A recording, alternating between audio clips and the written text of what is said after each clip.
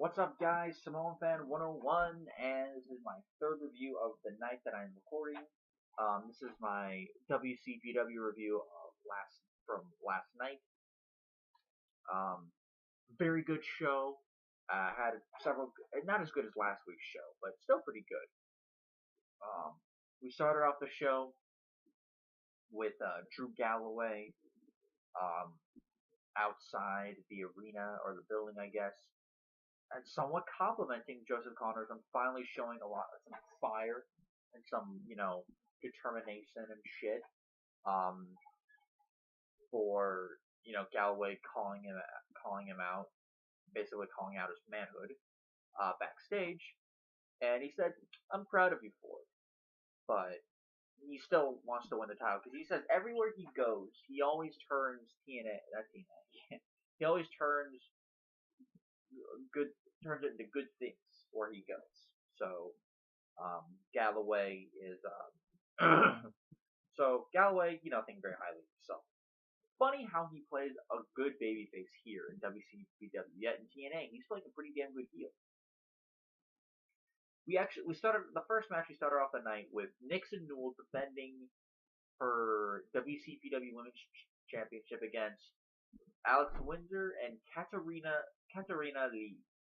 If you don't know who that is, that's the former Katie Lee Burchill from WWE, the former Winter from TNA, who hasn't been relevant, in my view, by like 5 years. A little less, 5 years. So, I don't know how old she is, but I thought she looked good in this match. She may have been too. Hang on a second. Thought I heard something.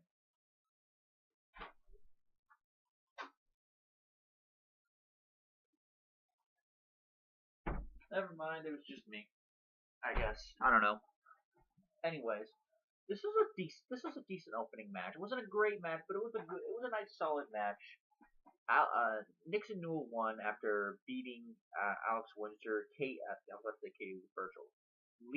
Katarina. And by the way, it's not Katrina. It's Katarina, like Katarina. That's how her name is spelled. Lee. It's not Lee. It's Leigh. So a unique name. But then again, so is Katie Lee Burchill. So yeah. So Katarina Lee, which I wouldn't be surprised if that was her real name. She did not get pinned in this match, which leads me to believe there's a future feud going down the line from Nixon Newell and Katarina Lee. Probably, maybe it's fused to lose, maybe not. I'm not quite sure. But it was a decent match. Then in the back we had Travis Banks wailing on Adam Pacitti for wanting to be in the WCPW Internet Championship match along with Alberto El Patron and El Ligero. And admittedly he had pretty good reason for it. He beat one of the number one contenders for last week during the awesomeness that was the Martin Kirby handcuff match, is what I like to call it. And Pacitti probably was pretty pissed off. And by the way, when he granted Martin Kirby the WCPW title match, he just looked like a defeated, broken man. Like, he couldn't take anymore. I found that freaking hilarious. And, that was awesome. Pacitti, again, looked like somewhat slightly defeated when he gave Banks the third number one contendership, if you will. We briefly had Gabriel Kidd and Prince Amin backstage as they were leaving the arena. Kidd was sitting on the stairs, just by the exit door, talking to the cameraman, basically saying, "Look, the only reason why I'm still in here and just decided not to quit was because I don't want to quit. I don't want to leave WCPW. I'll find a way out of this." And as Amin was leaving, Kidd's like, "Be strong, be strong." So hopefully they're leading. I want to see more of Gabriel Kidd. He doesn't look that bad. So hopefully they're leading to something better. Something hopefully that will lead them to a match. Kidd will win. he will no longer be the man slave to Prince Amin, and he can go about his WCPW career. Next we had oh my god, hang on. Probably my niece. Madison, you can't be in here right now. Madison, you can't be in here right now. You okay?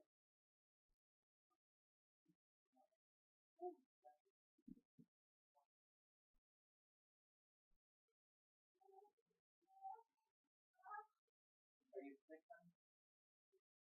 Sick for a while?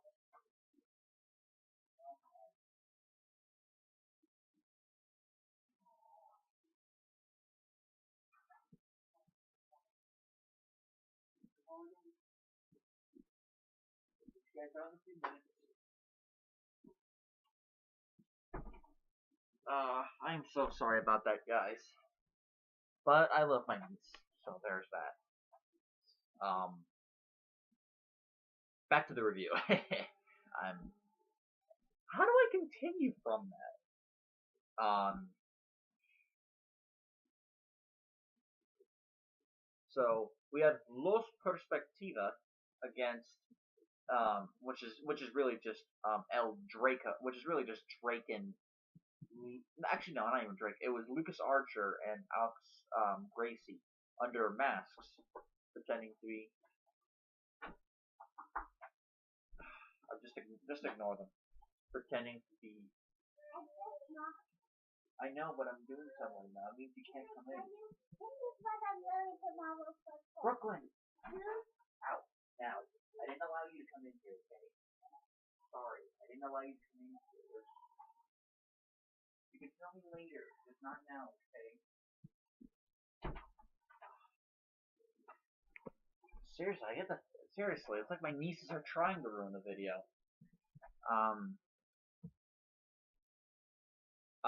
So we had Prospect basically against Johnny Moss and Liam Slater. Gladly, Johnny Moss is back. He is a freaking tank of a dude, and he even did like a not a plancha, but he did like a somersault from inside the ring out to all the wrestlers on the floor. That was awesome from a guy as big as Johnny Moss is. And they also faced another team. It was a triple threat tag team match called. Hang on. Mustache Mountain. What the hell kind of a name is Mustache Mountain? In fact, hang on. I don't even know the names. I gotta look them up. Hang on. I think we have cagematch.net up. Let's see here.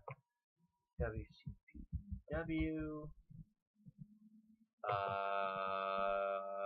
What culture for wrestling? Events 11, which was last night. This was their 11th show, by the way. Okay, Mustache Mountain, Trent Seven and Tyler Bate.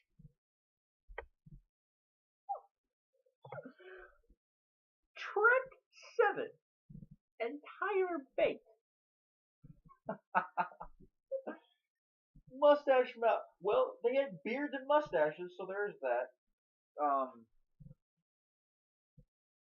So there is that.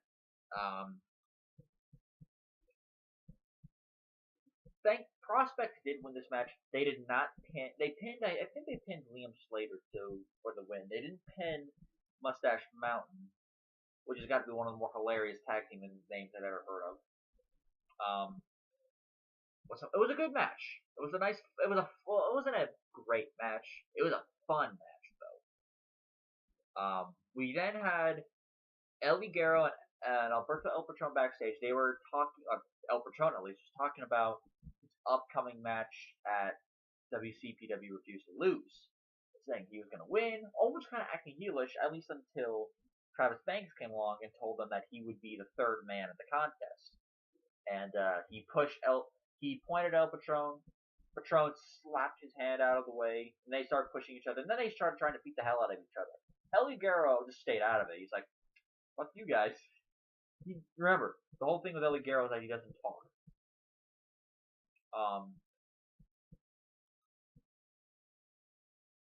So it was a nice little backstage segment.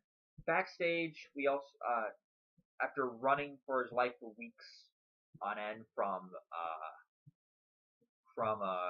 the Primate, Jack the Jobber came into the building. He met up with Katarina, who was on her phone. She was almost like kind of confused why he was talking to her, why he was so like out of breath. And then Primate came in. Jack ran for his life. Primate literally has a Primate type growl, which is just awesome. And the look on Katarina's face is just hilarious. She looks at him, and then she just smiles and just shakes her head. Like, both of y'all are idiots. Next, we had Jack the Jobber coming out. He ran behind Simon Miller, who was training to be a wrestler, and was apparently filling in the role as a ring announcer. He hid behind Simon Miller. Simon Miller got crushed by the Primate, and out came Joe Hendry, who ended up facing Primate in a match. Before he did, he said, "Jack, go in the back, go into my locker room, find my PS4 or PlayStation, turn it on, and then just leave it alone." No, not you can play on my PlayStation. No, turn the PlayStation on for me, so when I get back in the locker room, I can play it. Wow. That was actually kind of silly. Joe Hendry and the Primate had a decent match, but the match just went way too short. Joe Hendry did win, which was the right move. He won with the fall-away slam. Apparently, the fall-away slam is his finish. Speaking of the fall-away slam, I just gotta say, earlier tonight, Nixon Newell, she uses the fall-away slam, but then keeps that arcing position to pin her opponent. That's actually pretty cool. I haven't seen anybody do that fall-away slam type move the way Nixon Newell does. Backstage, we had not backstage, but after the match, we had what apparently the other commentator, I still can't remember his name, the one, not Dave Bradshaw, the other guy, the annoying one, who apparently made a promo package for the eventual Rampage Brown Adam Blampier street fight for Refuse to Lose. Of course, Rampage is actually doing actual workouts, lifting huge tires, doing bench pressing, doing all that, boxing and beating up jobbers. Adam Blampier, of course, is lifting tiny tires, is lifting a bench press bar with no weights, is pretending to be training. So basically, they're saying, yeah, Rampage is going to kick Blampier's ass. It leads me to believe that Adam Blampier is somehow going to pick up the win by virtue of prospect interfering, I guess. Then at the main event, Joseph Connors faced Drew Galloway in a 20-minute, close to 20-minute at least, very good, actually not very good, it was a great match. Drew Galloway and Joseph Connors had a nice, slow-paced, great match. And they even had a story a little bit there, where the commentator said, look, Drew Galloway, he may have more experience, but Joseph Connors can look up Drew Galloway, but with tons and tons of videos online, but not so many for Joseph Connors. You can't get a good read on the guy. That actually makes sense. This was a great match. Joseph Connors won after hitting Drew Galloway, not with his implant DDT, but he hit him with a springboard DDT from the ring apron to Drew Galloway on the floor. The thing you should note here is that the floor was exposed by Drew Galloway, so instead of the mat, it was more like gymnasium floor. It wasn't concrete, but it was like gymnasium type flooring. So after that, he as in Joseph Connors, put Galloway in the ring, hit him with the I think it was the Exploder DDT actually. It's called the Exploder DDT. Hit him, got him with the 1, 2, 3. Connors is still your WCPW champion. It was a great match, I gotta say. This was a great match. Connors really impressed. He had a nice, slow-paced match that built and built and built, and that's what made it a great match. It wasn't boring at any point, at least not for too long. After the word, Joseph Connors basically said that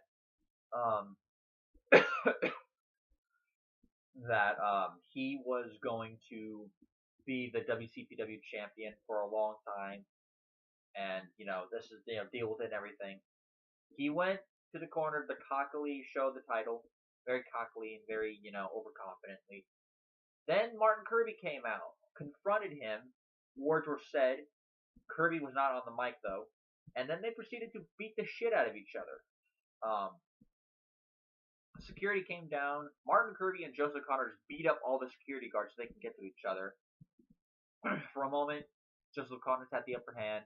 Martin Kirby then countered and hit the Sable Bomb, which is apparently one of his finishing moves. Yes, not a power bomb, the Sable Bomb, as in Sable, Brock Lesnar's wife. That's funny. So that's the story here. This was a very good show. It had a better match, one better main event, but it wasn't a better show than last week. Last week had several things that really turned in storylines. So, with that said, guys, good episode of WCPW. I'll see you next time with my All-Star Extravaganza Ring of Honor review and my review of TNA Bound for Glory. So until next time, guys, I'll see you later. Peace out. Have a good night, everyone.